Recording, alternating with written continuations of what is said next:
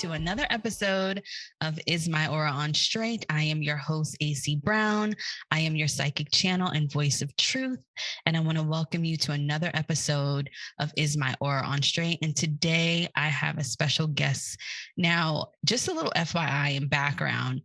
I am obsessed with the Akashic records, but I have no idea what it means at the same time. So I want to introduce Rohini Moradi of Magic Incline. That's her Instagram. Welcome to Is My Aura on Straight. Thank you so much, AC. I'm so honored to be here and talk with you all about the Akasha. Thank you. So, right, it's the Akasha, because I say Akashic, and I'm sure other people mess that up too. You know, that's actually a really good point to bring up. I don't think it's messing it up. It's been called different things throughout history. So Akashic Records is the most modern verbiage to use, really. Okay, that makes sense. So my first question for you is your aura on straight? I think so. It might be a little sideways today. Okay. But, I'm aligning it. It's just a part of the process. It's coming on straight as we were talking. That's good. So how do you align your aura when it is out of whack, when you don't feel spiritually aligned? What do you do for that? I learned a really great exercise that I do every time I'm feeling a little disheveled or out of my spiritual body. And I like to close my eyes and kind of step backwards 2 steps right at the center of my head. And that creates like almost instant alignment for me. It's mind blowing how quickly it works and how easy it is. It's just like I just go back. It comes back.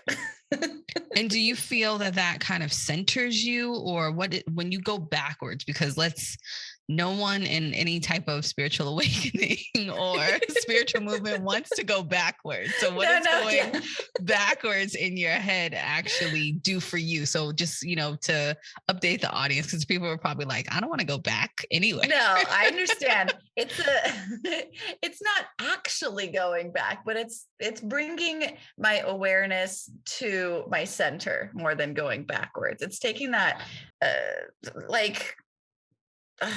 not real step backwards, but it's just realigning with the movie screen in a way. I don't know if that makes sense. Yes, that totally makes sense. No, because when I do mediumship work, that's how it shows up for me, or in a movie screen. Yeah, so that makes total sense. That makes total sense. Sitting back down in the chair to watch the movie, I love that. So when you do that, do you question what's going on around you? Yeah, I love doing this visual exercise. And I love just really strengthening that visual side of my inner mind anyway. But I kind of check the room the movie theater's in, and I look around, see what's hanging on in there. And I can do like an energetic, just like drainage of all the things that aren't there. And my little movie theater room, like I've decorated the way I like it. So when I go back and it's different, I know there's like something's been moved around, or maybe there's like a cobweb here or whatnot. I know the way it's supposed to look. So I'll go and do that, and then I'm there. Oh, that makes sense. I like that then. I will. Okay. Well, then maybe I'll try that. That's fun.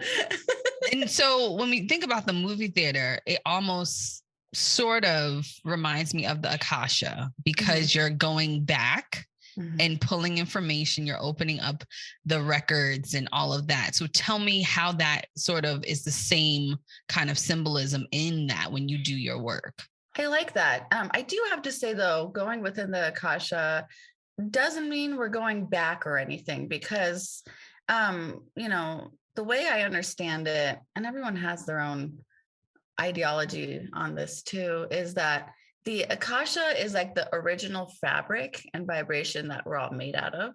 So when we're going into it and receiving information, we're receiving it's like kind of like, I don't like saying God because it's like scary for some people, but it's like God's We can mind. scare people here. Yeah. We scare people here. It's fine. Yeah, it's like, boo. But it's kind of like God's mind and that original creation, the all-knowing. So it's not really going backwards, because time doesn't exist in the Akashic records. Okay. Or the Akasha, whatever it may be. It's the womb from which everything came. So it's like, okay. So it's origin, source. yeah, it's source. Okay. And what we're doing is we are really looking at the vibrational frequencies that our little wave has interacted with, and that's what we're reading. So it's not really about like, let's go back in time. And the past lives thing is like, so it's a funny thing because it is real. Like you can go to like previous lives you've had, but at the same time, these previous lives are happening at the same exact time as now, which is kind of mind blowing. Oh, okay. So explain that, because I know there are alternate realities that we all have. We all have those. So when you say that it's going on at the same time in the Akasha, what does that actually mean? Well, it's so the best way I can describe it, and most timely fashion I can describe it in, is that we originate from one giant wave, like all of us, right? And like the Akasha is like the connection of everything. We're all connected within the Akasha. We're all part of this like bigger picture, and everything happening within the Akasha is happening all at the same time, but we are living in different frequencies within that. So the way like I like to look at time is that it's kind of like layers, like this. And when we're here in this timeline or whatever, we're just a part of that same layer. Does that make sense the way I'm describing it? Yes. So we're accessing like that, like vibrational frequency from all future, past, and present timelines.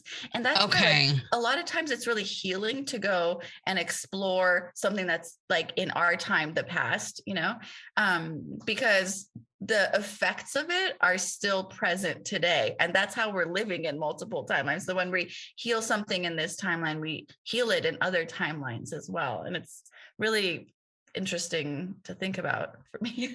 Like, no, that makes total sense.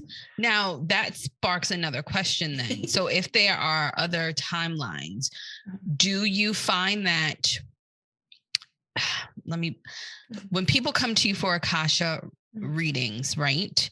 Do you find that you get the information that they need to know right now, that you only are pulling from a specific timeline? And then if they come to you 6 months later, then it's another timeline kind of thing.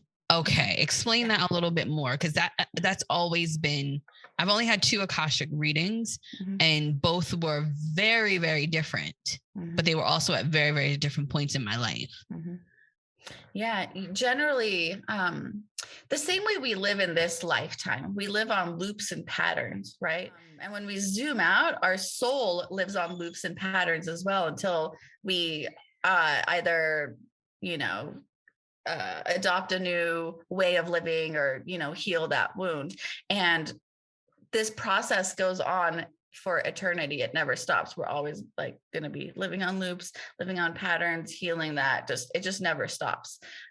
So when you go in this particular timeline, let's say you're probably experiencing a certain loop that you didn't experience before because of the experiences that you had up to this point. And that's how we go and heal it. We gain knowledge and experience from living, and that connects us to the previous loops as well because it's happened before.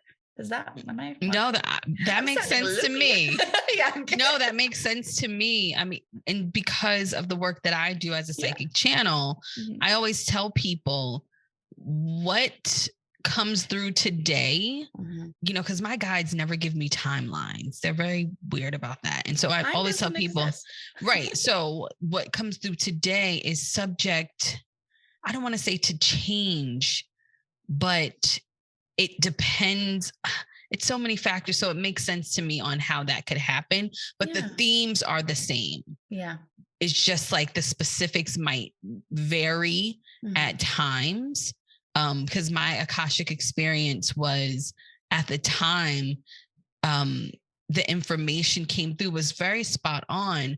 However, I'm not in that space anymore. So I would imagine that it would be different or a different form or different information. Yeah. if that makes sense. Totally makes sense. Absolutely. And the thing is too, is like with our energy centers, they change like by the second, by the minute. Like I can pick up my phone and look at like social media and like feel down on myself or something. And my whole like inner energy changes. So a different loop comes up in that moment. So we're always changing. We're always like kind of living in different spaces based on the way we're reacting. We're like energetic reactors in a way. Right. Yeah. So what brought you to the Akasha? Like why was that like the out of all of the modalities, because I'm curious when I have people on the show who, because I feel we're all psychic, we're all intuitive, but many of us don't have the calling to do the spiritual work actually as profession. So when we do, I always am curious is what called you to this particular sector? Yeah, I really think about this like almost on a daily basis too, because it's very abstract. And I grew up in the only Hindu temple in Tehran where my father was the pujari. So I was just like showered in spiritual. You're a royalty, honey. Oh, Technically, you know what I mean? Technically. Thank you. I feel very blessed to have had the upbringing that I had, but it was a part of my upbringing. It was under like a religious umbrella. And for me, like it was a little limiting to be like, this is the only way. And like, so I stepped away from it naturally just after we moved to America from Iran.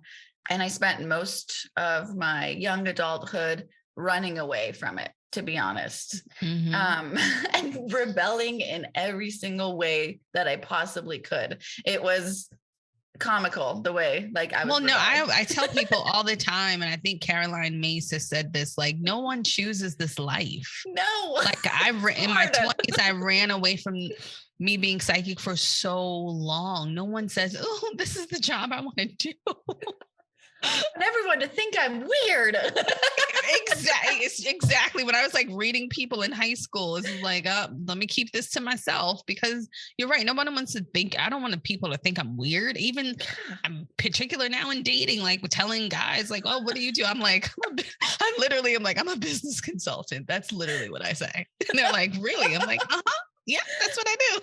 I definitely have a double life like that too, because I own like a bartending school, and then I do like all this. Oh wow! So, I'm like, so you're super 007. So you're like talking to students and like, by the way, your grandmother wants you to know this is the right path.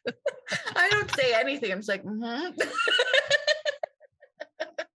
Two different worlds. I haven't like dropped in fully because it's been a really heavy weight to accept. And the way I even came to learn that this is my calling was by the passing of my 2-month-old daughter. She passed away to SIDS. One day she just didn't wake up, and it wasn't like in a dangerous situation or anything. She just like didn't wake up, and it broke me in half and turned me into a puddle. But at the same time, it shed everything that I had been like building around myself to hide as well. So that all just like did not matter anymore. It went away. I don't have any of the same friends. I don't have the same life. Like it's just completely different life since that's happened. And I hate saying this, but it was as if she's like my soul sister who came to like wake me up in a way, because I'm really like apprehensive about saying things happen for a reason, because it's painful. Like, why would something painful like that happen for a reason? But I guess it's the way we alchemize what happens to us. And that's how I found the Akasha. And at first, like, I knew what it was when I saw the words, and it just like really triggered me, but I ignored it intentionally for a long time. Like, now I have to do all this stuff that I came to do, and I really don't want to do it. I don't want to. It's almost like your soul is like ding, ding, ding. Like that's the direction. That's where you're supposed to go. And it's just like, why? What? Why? So I can totally. Why, but I still like, I'm living a double life. I can't even imagine how you do that, because that was once me, and it was just like, I can't continue to do that anymore. It became hard, and I don't have the energy to give to both. Yeah. So I'm dropping in slowly. So how do you manage that? Because I'm sure that business for you is lucrative. Mhm. And so how are you going to transition? Do you plan on transitioning? Like, what is that Yeah. looking like for you? Well, here's the weird thing is because I wanted to close the business, just get rid of everything. But as I've been dropping in more and connecting with my soul more, I'm realizing that not just the lucrative aspect of it, but like being able to be rooted in like the real world or whatnot is kind of really beneficial for me to see how people operate without soul searching constantly. It's really nice for me. And I have so much gratitude for it now, where it's not like I used to be embarrassed to say that I have a bartending school, but it's like now the soul side comes through in the teachings, and I'm privileged enough where I don't physically have to go in and be Right. directed Yeah. if I don't want to be. So it's really nice to have one foot on this planet and then one foot in outer space. No, I would imagine, because I always tell people, don't let the internet fool you. Everyone's not doing their work. And so you see that firsthand, but I'm sure that can also be very triggering as well with the work you do, because that's why I said, how do you manage it more, not on a time management, but on an energetic management, because you have a strong calling to help people and guide people to their destiny, to their truth, to what their souls are here to do. And then you have a space where people are vastly Numbing unaware. that. Yeah. Right. They're numbing it. They're ignoring it. So how do you manage that part? Yeah. I mean, that's a really good question. And I really think it's helped expand my understanding that I can't help anybody, and I'm not really here to do that. And I'm here to guide if someone's looking, but I'm not energetically going to be like, I'm going to help you with everything to change your life, because it's really not my place. We're all on this like very individual journey, and seeing people like in their journey where they're not really connecting to their soul, seeing themselves as the powerful beings that they are, brings so much compassion, because it's like that's the part of the journey you're in. You're not always going to be there, a few lifetimes away or something, or maybe even in this lifetime, who knows.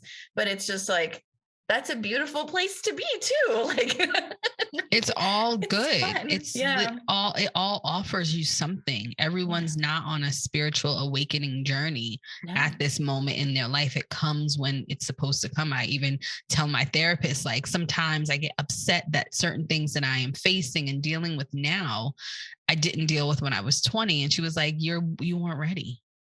That's just literally what it is. So everyone's not ready for their awakening. It's so true. When that happens, or when they do come to you and they're at the beginning, versus, because like I said, that we already talked about the timelines and the loops. So what's the difference when you go in and you open up the records for someone who's at the beginning of their spiritual journey to someone who's a little bit more advanced or seasoned in their awakening? What's the difference there? That's a very good question. In the beginning, it's always like very simple messages that come through. It's like, drink water, sleep a little longer, stretch your body this way. It's very like, let's align, let's get back into our bodies, let's connect to our soul kind of stuff, where it's like, you got to take care of yourself before you can expand energetically. Right. And when someone's seasoned, they've been doing a lot of work, the messages that come through are quite heavy. And sometimes it's uncomfortable even giving people these messages, but it's like deep spiritual work that has been following them around for a really long time. And they're ready to address it. No one's ever going to receive messages that they're not ready for, because that would just be debilitating. That would stop them in their tracks, and they wouldn't be able to grow spiritually or energetically if they received information they're not ready for. The same way you just said, like, what if we had all the information that we have now when we were 20 years old? Like, wouldn't know what to do with it. I would be in a different place now, but I wouldn't know what it would probably be I would probably have like gotten into like, I would be in rehab, I'm sure. Yeah. Yeah. Like I would be in rehab somewhere. I don't know what kind, but I'd be there. I'd be there. And, because it's the stuff that I'm dealing with or that I've been working through has been heavy to where I know my nervous system wouldn't have been able to handle it at all. No. So with the work that you do, you've been doing it for such a long time. You live this double life of spiritual practitioner and teaching people how to be mixologists. How do you bring that work how do you bring your spiritual work because I'm a lightweight. So I'm like a 1 glass of kava or I like hard ciders. Mm-hmm. I do like that. What else do I drink? That's pretty much it. Oh, and cupcake Moscato. Those are my 3 things. Cute. I love that. Cupcake Moscato.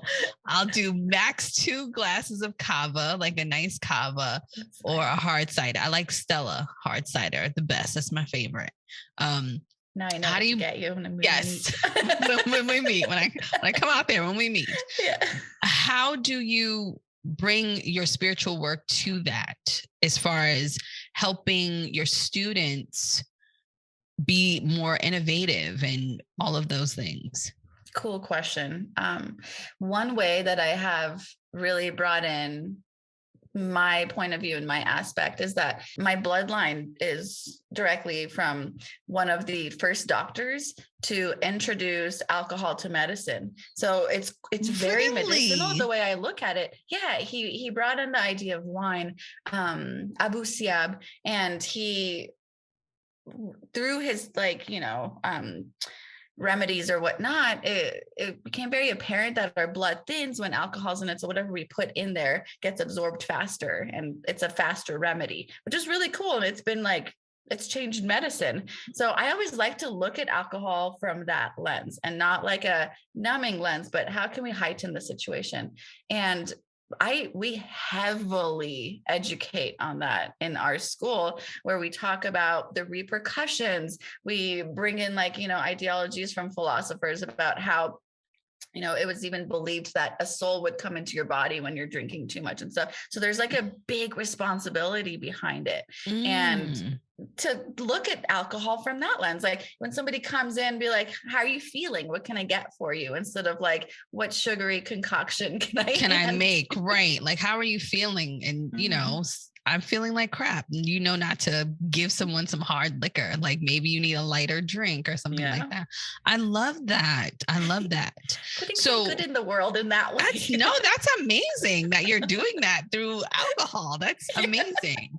And so I'm sure that comes over into the spiritual side, because you also teach people how to read the records. Mm-hmm. And before we get into that, this has always been, and excuse my ignorance, but because I've had a reading or two, you have to open them and then close them. Mm-hmm. What happens if you don't close them to the practitioner? What happens?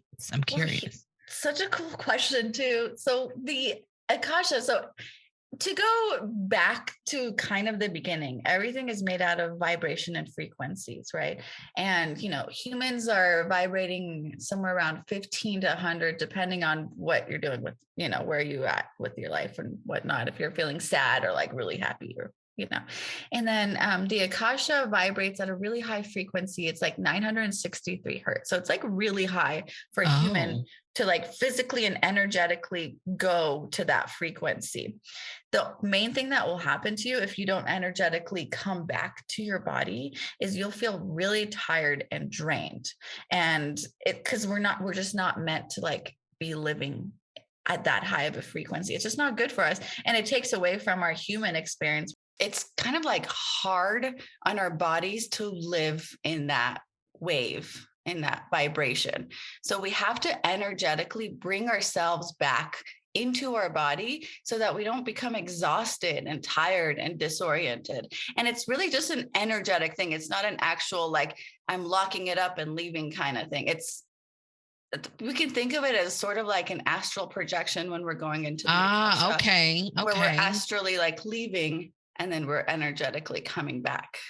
Okay. I used to astral project so much when I was a kid. Yeah. So and when I was in high school. Yeah. So it was, that's how I used to have a products-based business regarding sleep. That's how I started it after years of that. But because in high school, and in college, I astral projected a lot, and I started taking sleep medication so I would not feel that. Wow. So I got addicted to sleep medications and a long thing, but I built a business out of it. Great. And then I closed that business down. So, but yes, so I that makes sense about the astral projection. So when you are in the records, right? So you're in the record for someone, and then do you prefer that someone ask you questions, or do you prefer to give them what you see first? So the records are open, someone's sitting in front of you, you're doing a session or however it is, and what is your like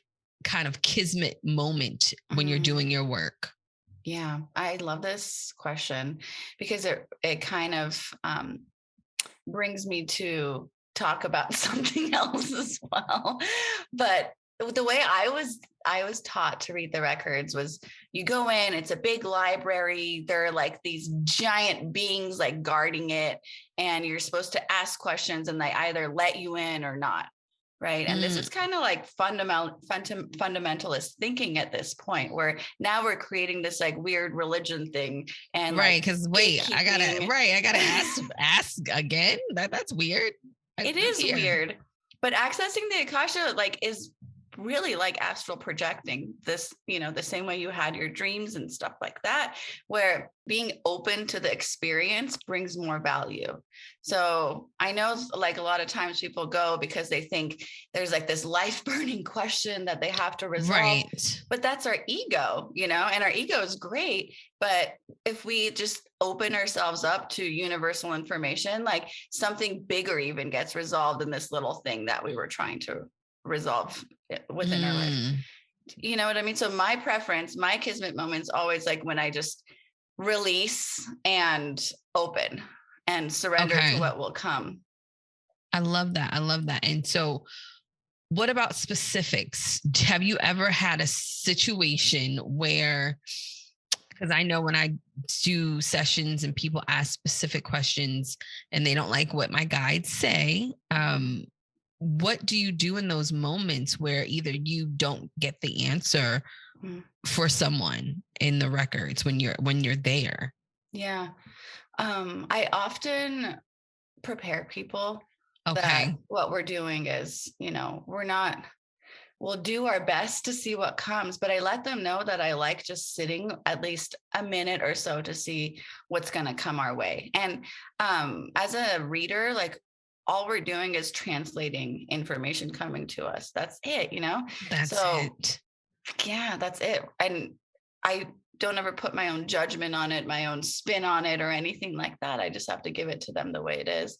And there have been so many uncomfortable situations that have come up. But I feel like overall it's been expansive because I really like to record my readings and meetings. And I always encourage people to like listen to it later when you're not in it so that you can observe it as like an outside point of view and see what's coming out to you. So sometimes like we really think we're in a place for one reason, but we're actually there for a whole other reason. And that happens a lot, I feel, in the Akashic realm, because as you know, like our guides, like this huge energy force has way bigger plans for us than we're even able to see a lot of the time. I know. So stressful. It is. It's stressful. Like, no, you're bigger than this. But okay, let's try to resolve this tiny little bump. Right. But that's, listen, I had that moment probably last week where I was having a session with someone that I went to go see, and my guides came through really strong. And I'm just like, that's great, guys. I get that that's the plan, that you're relaying through this, medium that I'm talking to. But here I am now. And so it's, what do you do when you get big chunks of information from people? Because, as you know, the soul has its path, has its destiny. So when you're going into the Akasha, you're seeing bits and pieces of that. And so when you give that information, you relay that to people, how do you rectify what you're seeing and what you're giving, because you know that that person's like, well, this is not matching up because this is where I'm at now. What do you tell people? Well, I like to imagine myself as a delivery person in those cases. Okay. Where it's like, I am the UPS driver who is delivering this package to you that you ordered. It may not match the same exact description as the shop that, you bought it from, but it's yours. So open it up, see if you like it or not. But, I don't feel attached to the delivery. I don't feel attached to the outcome. I don't feel attached to the messages even. It's just, I'm literally a translator and delivery person. And I know like it's really disheartening for some people because we go into these readings with certain expectations sometimes. And that's really like other people's expectations aren't really from me, on me. So I know that. And I feel comfortable just being the delivery person, be like, well, this is what we got. No, that's good. I've had those situations where people asked me specifics and I gave them what I heard or what I was shown, and they were very, very furious. What? And yes, they were like, but when the only fury only happens when it comes to love. Yeah.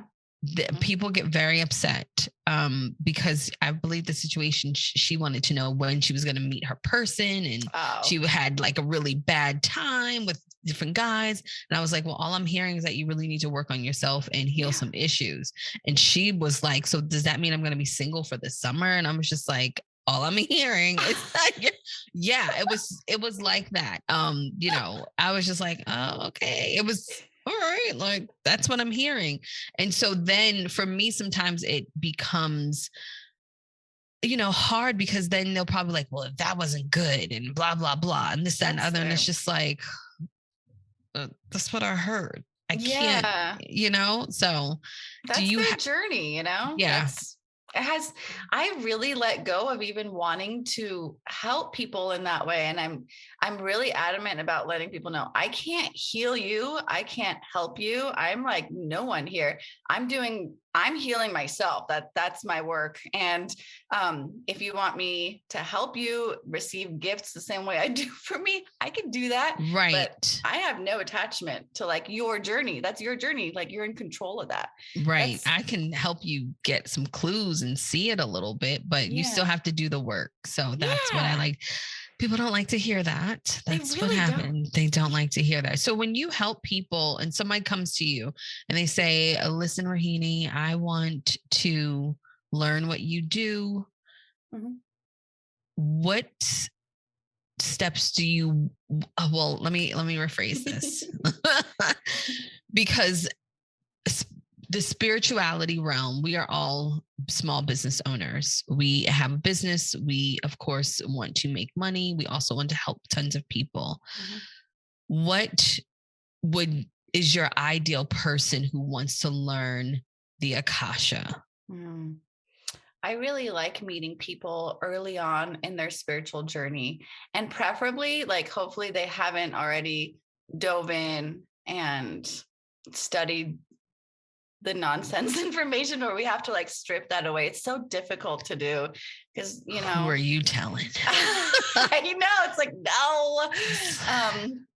But I really like meeting people early on in their spiritual journey, because I feel like what happens a lot, and this happened a lot in the last year, I'm sure you saw, like everyone's like waking up spiritually because like their root chakra has been compromised. They're like, are we going to survive? Like there's like, we can die, like, so that ideas come up and they're like, but I haven't done everything I wanted. And they open up more and more, but their discernment is completely off the dial, because all of a sudden they went from being safe in their bubble to realizing the possibilities of what can happen in this world very quickly.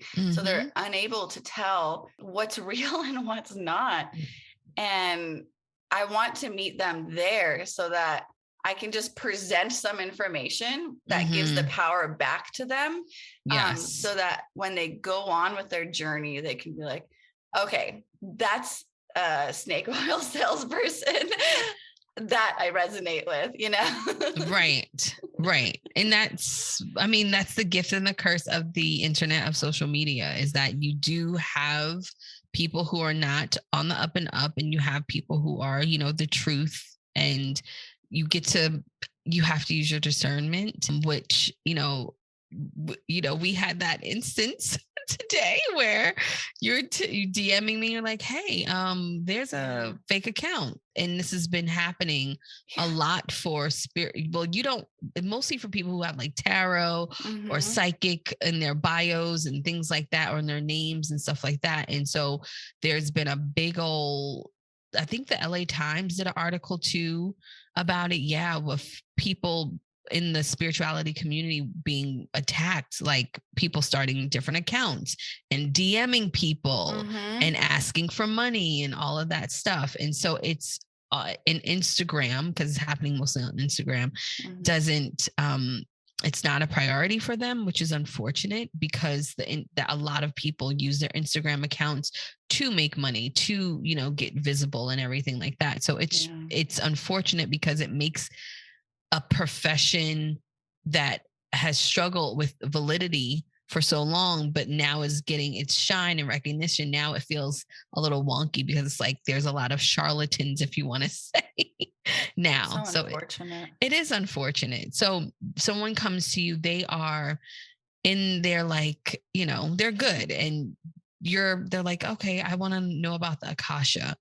And where do you like starting with people once you teach them the actual technique? Because there's a technique, you learn the technique, and then what's the magic that you teach people to bring to it?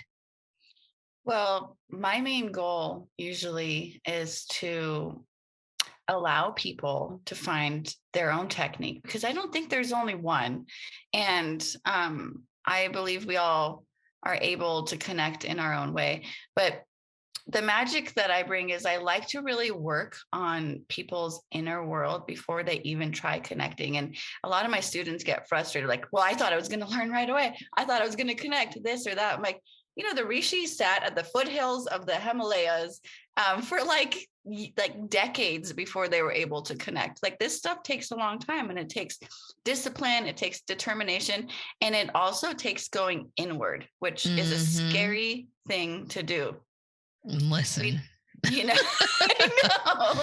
So I think my magic and the way I teach things is that I put the power in the student's hand and let them know that they're the ones driving this.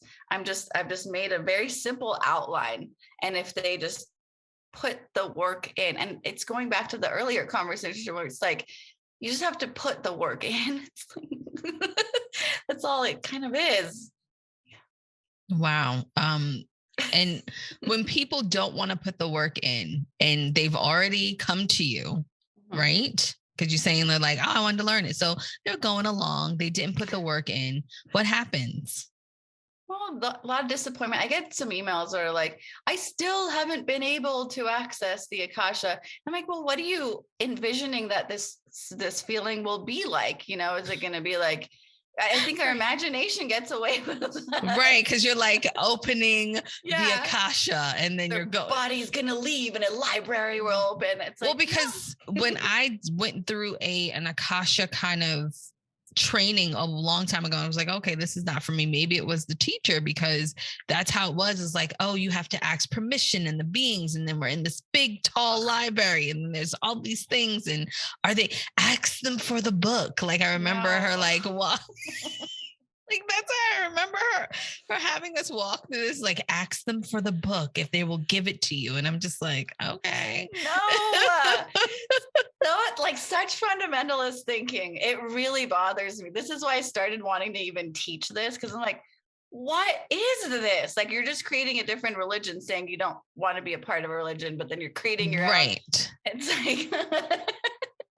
Right. So it's like, ask them for the book. So that's good that you don't teach that. So people go through your course, or you have a course, and do you do one-on-one training with people? I have paused on one-on-one training when I was in the Akasha, like last year around this time, probably maybe a little earlier, early fall. my guides told me like I have to focus on teaching more, and the Mm, one-on-ones are like too much energy for me, but it's about putting the power back in people's hands and letting them know that they can do all of this. Everybody has this magic inside of them. So I've mainly been focusing on teaching. okay. And do you love teaching? I love it. Oh, I'm that's awesome. I'm just a teacher. My father's like a pujari too. So it's like I was a student, and now it's like I feel like I've grown where I can be like a teacher too. It's No, that's exciting for me. amazing. That's amazing. So do you run your Akasha training every like quarterly? How does that work?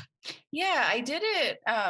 It used to be only during the fall, but I recently opened up to like an evergreen course just so Oh, people can okay. find it, and it's no pressure, but it is like a pretty um detailed and strict guideline just to ensure people are doing the work. And I like Right. to incorporate a lot of early Vedic teachings in regards to like opening up our energy centers and really like going inward, like that whole thing that we did in the beginning where we see the movie theater and we just clean up our house and Mm-hmm. we make sure everything's aligned and open, so that when we do learn how to like astrally project in a way, we're doing it safely, we feel comfortable, we are grounded.